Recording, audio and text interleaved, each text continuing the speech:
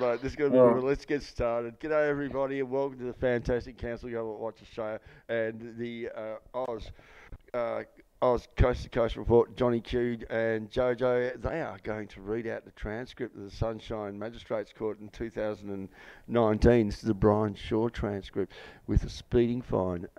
Let's get right into it. It's going to be quite entertaining. So, Jojo, Johnny, thank you for joining us, and let's get into it. Where do you want me to start from? Or you I think we'll just take it from, we'll do this bit of Court radio. clerk. Yep, all right. You're a magistrate and I'll go the police officer, Brian Shaw. All right, let's go for it. And I'm doing the magistrate. That's correct. And Johnny, you can just say the first line. I'm sure you'll be able to write one. Calling the matter of Brian Shaw.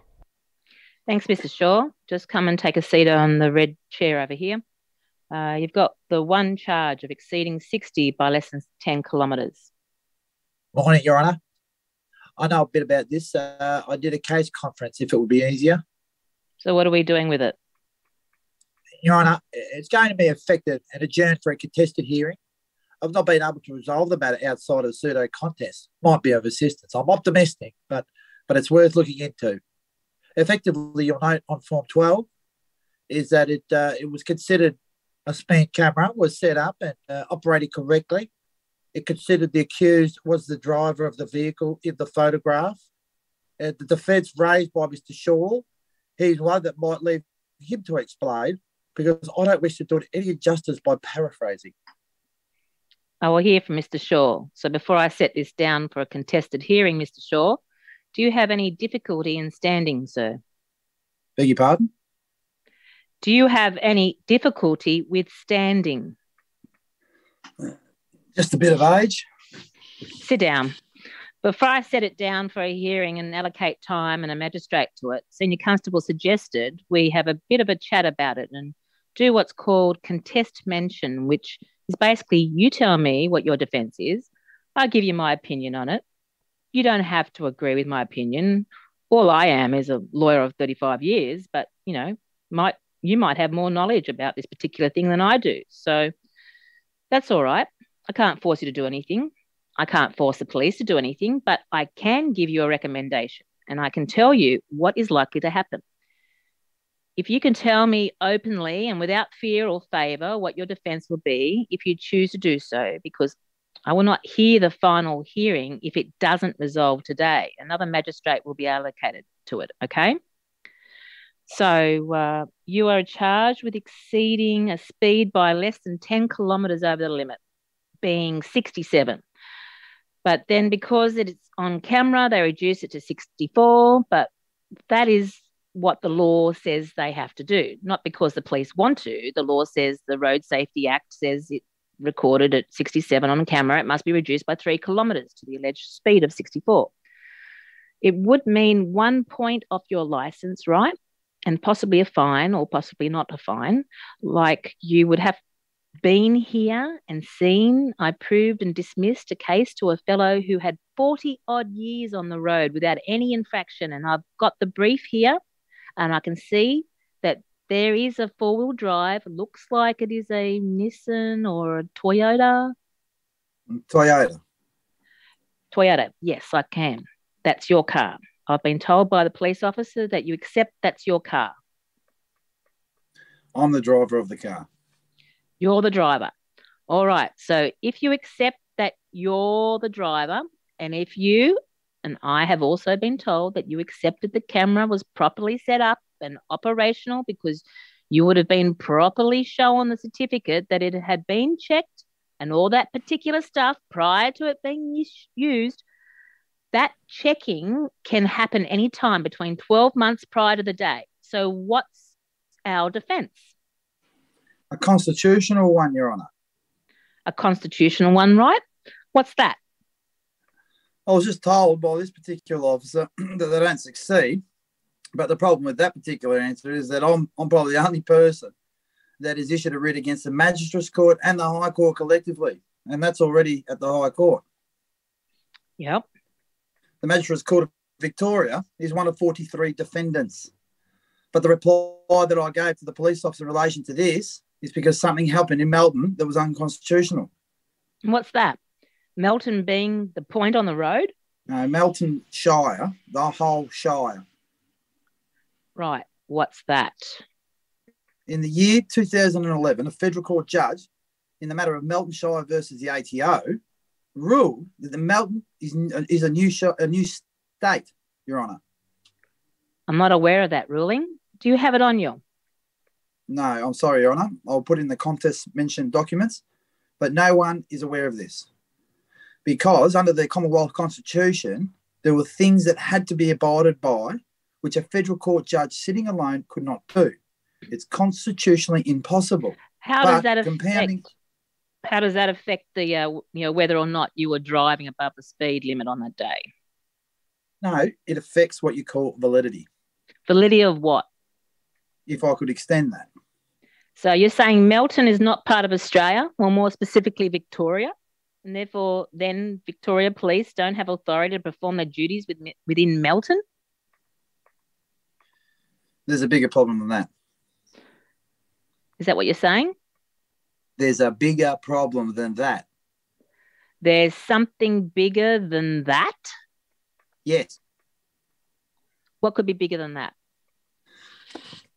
The removal of the Queen. I'm sorry. How does the Queen have an impact on this case? We have just had the Commonwealth election. Nobody knows that the Queen's been removed because the same way that they did here in Melton, they did without consulting. Who's they? Whoever's doing this. Well, in the case of the Federal Court Judge Michelle Gordon, the Melton issue, and the removal of the... Who's removed the Queen? No, that was done by a state governor and an attorney general. And did they do that? By what instrument did they do that? An act of the Western Australian Parliament. An act of Western Parliament who removed the Queen of England, who is also Queen of Australia. Do you have that act? Sitting over there, Your Honour. You have the act of the Western Australia Parliament. It's sitting in my bag, Your Honour. Bring it up. And how do you say that act impacts on the case in front of me now? It impacts on everybody. What you call grant of power. So you're saying that I have, or police have, no grant of power because the Queen has been removed as head of state? Is that what you're saying? So saying the Western Australia Parliament... Your Honour, can I turn to... No, please, I'm just trying to understand your argument. You're saying that Western Australia Parliament has the power... It didn't have the power. To remove Her Majesty as the Queen of Australia. They used the fraudulent power. Wait a sec. Her Majesty is still the Queen of Australia. Of course. Well, there you go. So there is your authority. The act is invalid. So how's the authority of Western Australia Parliament on whether you drove above the speed limit in Victoria? I'm talking about grants of power. But with regard to what? Your Honour, you actually said your comments would be in relation to the contest hearing. I'll tell you what. Mr. Shaw, you're absolutely right. I'm clearly not as good a constitutional lawyer as you are, sir, and must know a lot more than I said to you, that you may well know more than you clearly do. I'll just do my exercise, my authority that I hope I've still got, and I will adjourn your case for contested hearing. Thank you.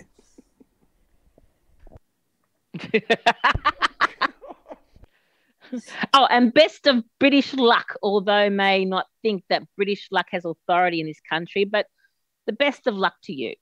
No, Your Honour. Please don't go down that road. The best of luck, but I just saying I'm not going down any road, Mr. Shaw. But when you say that the United Kingdom may or may not be, is a question here, but it's not what we have, what is called a rule of law and a chain of authorities. You're saying the chain is broken? Where it got interfered with. With no referendum, Your Honour. No referendum. Okay, all right. Well, good luck to you with it. I'll be waiting with bated breath for the result of this, and then I'll adjourn it to a contested hearing. How long do you think it will take? Well, The case will run for about 5 minutes. You will seek to run a constitutional argument. You'll be running it on your own, sir, or with a lawyer. A lawyer wouldn't understand it. No, of course not. No, you are right. Lawyers don't want to understand it. I get it. Okay. So what if I allowed 2 hours for this? I think that's sufficient, Your Honour. Is that sufficient, Mr. Shaw? 2 hours, right? We need a 2-hour contest, please. And I can't hear it now because effectively done a contest mention. So I can't, as we've discussed the case openly, and I have said to Mr. Shaw, he can speak to me without fear or fate because I won't hear it. Sorry, could I ask if Magistrate Fitzgerald's still in the system? He's in the system, but not in this court. So not in the Sunshine Court? Not the Sunshine Court, no. No, I'm saying that because he was probably the fairest magistrate I've ever been in front of. I'll pass it on to him. Something happened. He actually told the Victorian Police, when you bring the matter back in front of me, make sure you have written submissions against Mr. Shaw's submissions. Yes. They removed him from the matter and never saw him again. What's this matter? Oh, no, just traffic issues, constitutional issues. Oh, another matter. The Victorian Police never replied in writing to the issues or applications. He ordered them to. The simplest way to do it never came back in front of him again. That was why I was asking if he was still in the system. He's very much in the system. His Honour now runs the drug court. He's helping people with significant drug issues. Well, there's a correct guy to do that because I think he was a very compassionate magistrate. And, Your Honour, with respect to you, so are you. I'm just a working class boy. No, Your Honour, you're a Spanish parrot magistrate. I'm actually Greek, but I speak a bit of Spanish. That is why I had a little chat with the other fellow who was in today, and I try to practice it whenever I can. Yeah, I heard that. There's technical legal argument. Would that be a highly technical argument? I think the Caton Court is up for renovation. I didn't think it was open. I don't think that was open. Sorry, that was funny. Caton Court. No, Sunshine. I don't think it's operating. I think it has been renovated. Caton Court. Oh, okay. Okay, the coordinator says Caton Court, Caton must be the top operating, and if it's not at the moment, it will be by the time the case becomes. It won't be next week, that's for sure. We're getting a date. We'll just all wait until they tell us, until that's on. Can I make suggestions that you prepare your argument, which is a legal argument? Mm-hmm. You're not arguing on the facts. You're arguing on the legality of the facts. That my suggestion, you don't have to take the advice. Prepare it in writing and have it ready to provide to both the prosecution and whoever hears it, because from my point of view, I love to read things. Your Honour, I've stated that in the High Court document there if you want a copy of it. I don't need it for my purposes now. I'm simply saying. When I say prepare it in writing, you might prepare a document that contains attachments, the High Court case, etc. I'd urge you to do that. It's an interesting issue, and why not prepare it fully and properly, and then everybody has a chance to turn their minds to it. The critical issue, Your Honour, is that it was a compulsory referendums which were just chucked down the rubbish bin, and probably that they just jumped over the top of the referendum. Referendums about what? The moment you've removed, particularly in Western Australia's got the best constitution in the country. There are 6 sections of the West Australian Constitution that are compulsory and binding to the state referendum. If you touch those sections in the Western Australian Parliament, right? So of those, if it affected 4 of those 6, that means there was no state referendum. If there had been a state referendum, it automatically escalated to a Commonwealth referendum, and they took the Queen out in the structure of what you call. Sorry, a state referendum in Western Australia triggers a Commonwealth referendum. Yes. Under what legislation does that? Well, a state Sorry, what was your actual question? Under what legislation, under what act does a state referendum, in the case of Western Australia, cause the triggering of a Commonwealth referendum? It's a true question, Your Honour. The Western Australian Constitution, Section 73, subsection 2, activates state referendum. In the Commonwealth Constitution, Section 123 activates and consolidates the other one. But Section 128 of the Commonwealth Constitution, compulsory referendums. So there's actually 3 referendum requirements: state, constitution, 2 in the Commonwealth. On the top of my head, sorry to interrupt you, I don't remember Section 128 of the Commonwealth Constitution, but doesn't that relate only to Commonwealth referenda? That's exactly. And it doesn't relate to state referendum? Your Honour, had both. Be patient with me. I'm not as across with this as you are. That's okay. That's okay. But both constitutions, state and Commonwealth, the central figure of both is the Queen. To remove the Queen is to affect the whole structure. Yes, I see where you're going with it. But if you were saying Western Australia removed the Queen and Western Australia was a colony before it became part of the Federation. Correct. Thus a state, and I don't remember off the top of my head now. I'm not a constitution lawyer. I remember bits and pieces, but I don't remember off the top of my head whether or not the authority of Her Majesty, as it flowed through to the colonies and shifted across the Commonwealth upon the establishment of the Commonwealth of Australia. I would have thought it did. It did touch once you became. And your argument is correct in relation to the colony and then the state. But then into the Commonwealth, the colony structure drops off the moment they actually became a state. And sign up.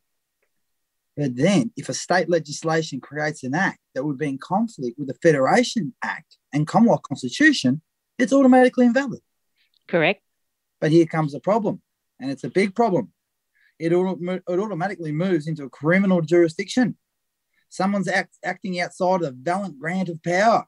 That is, no governor can sign a bill that will remove the Queen, because under that would create invalidity. Governor can't do that because governors report to the Queen. That's the exact point I'm making. And the power only flows one way down the line. Absolute point I'm making. Yes. But here's the point I'm making. But here's the problem, I think, with your case. Let's assume that everything you have said about Western Australia is correct. This is an offence in Victoria.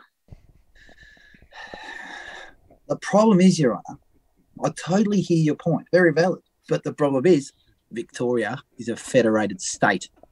Oh, no, I know. But if Victoria had not signed up to the expulsion of the Queen...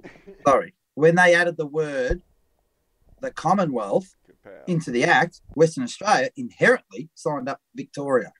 No, it doesn't. Western Australia cannot possibly, under law, make any laws that affect Victoria. And that you'll find in any Commonwealth, that you'll find there will be an end to your case. I know it won't, because you're missing a point. The election. What's your point? The election, Rich. We've just had a Commonwealth election. You're stringing a very low bow because the election doesn't affect a driving offence in Victoria. It affects. No. It affects. No, I think you'll lose. I might be wrong. I think you can lose. It's called grants of power. I think you'll lose, and I might be wrong, and I'll wait with great interest to see what happens. I absolutely understand where you're coming from. We've just agreed to disagree. We'll still have to have a chat. Of course, we can have that. That's what we're doing. It's fascinating. It's to do with legal honing. You're a magistrate. They're police officers. And down the track, there will be some pretty serious criminal issues here. Some bodies functioning illegally. And unfortunately, but under Section Criminal Code Act 1995, that's a section that... Commonwealth Criminal Code. Commonwealth Criminal Code Act 1995, Section 80. And I love the subsection head of the security of the Commonwealth. But that's the section that deals with treason. Treason. is as simple as breach of allegiance. You can't have a bigger breach and chuck the old lady out. Fair comment? Interesting. It automatically brings the treason problem. And that actually says when you read the act, it's in the brief. Do I have to inform a police officer? Fill them in what they just heard. Inform them of what? Of the treason that has occurred. By the state of Western Australia or the governor? It implicates the whole country. Okay, all right. It took me a long time to understand as to why they were not dealing with them. It was only this year that I did understand why it was not being dealt with correctly. Why is that? We have a trustee. We don't have a monarch. We have a trustee. Now, that trustee... Well, probably not, because I don't know if Victoria exists anymore. Sorry, but I'm doing it in the correct process. You're well within your rights to challenge it. But it took a long time before I understood that in 1948, from Yalta in Russia, an agreement in a communist country... Can I interrupt you? I'm sorry. I'm just still waiting on a date. I've got a young lady here that I need to deal with her case. Now, I want to tell you the date it is before your brief. You can wait here. Yeah, pop outside. It's a matter for you. We'll page you when you've got a date and waiting for a call back. Right. Thanks, Mr. Shaw. I'll stand it down. Can I stand it down? Hold on. Don't go yet, Mr. Shaw. I think I've lost the case. No, hold on. That's good. I'm standing it down. You're still in play. Got a date, 2nd of August. Mr. Shaw, we've got a date for you. It is the 2nd of August, 2019 at Keaton. Yes. Just bear with me, Mr. Shaw. Thank you, Mr. Shaw. Your matter is adjourned for a contest 2 hours length and 10 a.m. or thereabouts, whenever they start on the 2nd of August at Keaton Magistrates Court. Thank you. Thank you very much. I'll get a letter for that. Oh. Yeah, up one now. Yeah. No, I'll get one in the mail. Thank you, and good luck with it. Wow. Bye-bye. Wow. Now, Johnny, I was speaking to you about this before. What happened on the 2nd of August? We'll probably get an update with Graham, but you explained that quite well. What happened? Because, I mean, this guy's gone to the courts with a speeding fine, mind you. So, on the 2nd of August, apparently got thrown out. Is that right, Johnny? Yeah, we got thrown out before he even went back to go see what it was. And that's the thing that... You mean like the similar type of thing that happened in Myrtleford? Yeah, so what it is that it's a game that's being played. You got to know the rules of it. And unfortunately, at the moment, their team, which is operating within the system, knows the rules better than what we do. So it's a matter of just educating people and taking these steps of just listening to that transcript, understanding what the conversation is, that what Brian's talking about, and then go and researching that for yourself, understanding it. It's all right there. We've done it ourselves. Oh. And it's basically, then we have to, go through the process of going to court. And look, the side effect is that, we're just not answering to basically summary offences because we've got a constitutional matter which supersedes summary offences and needs to be dealt with. So what happens is that we go into the court, we sort of, initiate the 78B. So we want to initiate the 78B notices on that constitutional ground. We get it adjourned, and as Brian said there, he asked for the adjournment time, and so we asked for the time to adjourn because you have to then yourself prepare the 78B notices that are then, which is a mechanics that are then sent to all the attorney generals, because you have to then notify all 9 attorney generals. Now at that point, that is when they're stalling it as well. Okay, so we're getting up to that point. So that's basically, there's a lot to be done. But the first point is, I think, which I'm walking that path, is taking the fight into the court, but educating yourself really well before you get in there. Connecting with all the support networks that are around, that we can post. You can post up some links, Johnny. There's a lot of stuff out there now, and it's just growing by the day. So, you know, I think as people become more empowered, more educated, there's definitely going to be, and I can tell people now, Johnny, that a simple way that I can prove that this is working through what's happening in some regard, in first of all, in ACT, because of the amount of protesting and ridiculous fines that were handed out, summary offences just to move people on, you know, abusing the power, is that nationwide for years you can have a look at in textbooks as well that the conviction rate is about 90-95% of conviction rate goes through a magistrate's court. Now, quite a lot of fines are generated through that, John. Yep. Okay. Now, what happens is and it was just an article a few days ago in the Canberra Times that the conviction magistrates court, the conviction rate in the magistrates court in ACT has dropped down to 65%. Now, there's a barrister who was blaming Neil Gorgon, the police commissioner, saying that his police are acting like cowboys, which they are, which we've got evidence of. And that is why when it gets to the court that they're getting, most of these cases are getting thrown out. Now, that's one reason, but it's also another reason is that there's a multitude of fronts that of people are challenging jurisdiction in the court, not just Brian's Way, but you've got the sovereigns and them, they're challenging their jurisdiction as well. So it seems to me that the more complex the issue, the more that's more likely to get adjourned. And it's just, because as they're adjourning them, they can keep hiding, sweeping under the rug. But even while they're doing that, more people are becoming educated. So then there'll be a higher level of accountability in the long run. And I'm loving what we're doing right now. So people will come back over the next couple of days and answer some questions that are put in the messages here.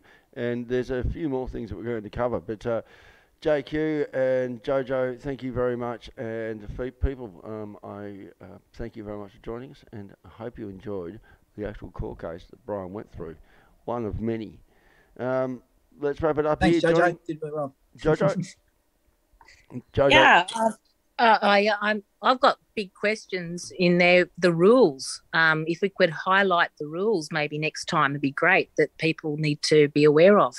Fantastic. Well, let's do this. Yeah, next couple actually, of days. Johnny, can we just touch on that with because something I was speaking to Brian about was that people want templates, and unfortunately, the template. If you just try and take in a template to a court, you're just going to get shot down because you don't know what the template, how it's constructed, and what it means.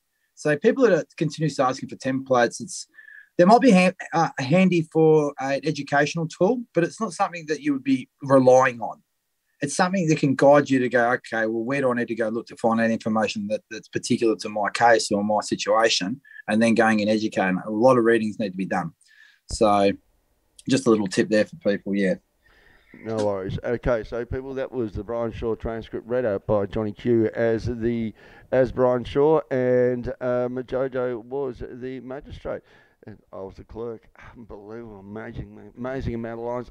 I hope you guys enjoyed it. We'll be back with more of this and back with more Q&A regarding this sort of stuff. Johnny Q and Jojo have been doing some amazing work. We've got a lot to update with you. And next week, Johnny Q and I are going to have a bit of fun in Melbourne City. God bless. And I'll update the listeners too. I've got my court case tomorrow, buddy. So after that, we'll do a little update. Right on. See how I went. There you go. Keep smiling, stay kind. God bless you all. See you later. Be good to each other. Change the Later. world. Bye. All the best. Bye.